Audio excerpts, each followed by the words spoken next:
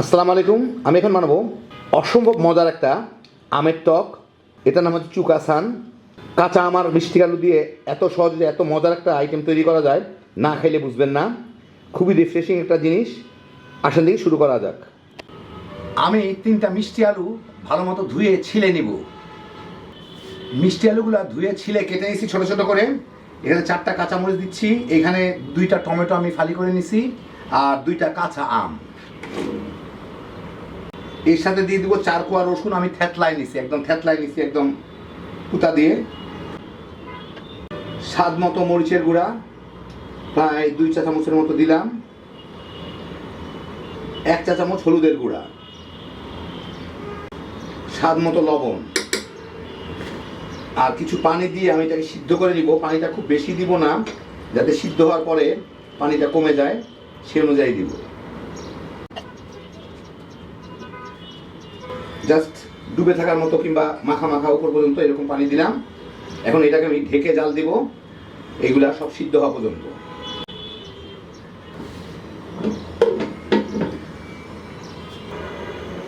প্রায় 15 মিনিটের মধ্যে পানিটাও কমে গেছে, এগুলো সিদ্ধ হয়ে গেছে, নিচের দিকে একটু লেগেও যাচ্ছে।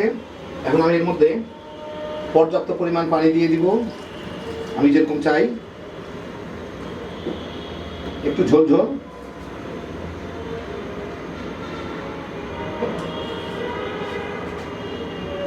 কিছু ধনিয়া পাতার কুচি দিয়ে দিব।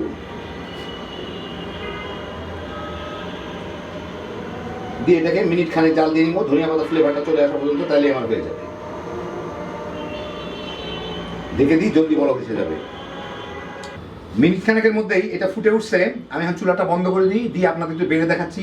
লবণটা কিন্তু যার যার পছন্দ মতো টেস্ট করে নেবেন, লাগলে দিবেন, আর যদি বেশি হয়ে যায় তাহলে একটু পানি দিয়ে দিবেন।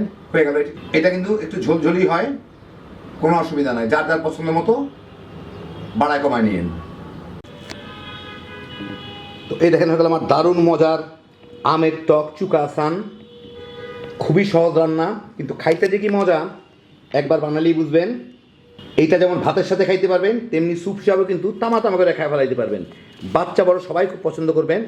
একদম কম ঝামেলায় হ্যাপি জোশের একটা আইটেম। একবার বানান, তাইলেই বুঝবেন। আল্লাহ আপনাদের সবাইকে ভালো রাখুন, সুস্থ রাখুন, নিরাপদে রাখুন। ইনশাল্লাহ বেঁচে থাকলে আবার দেখা হবে। ফি আমানিল্লাহ।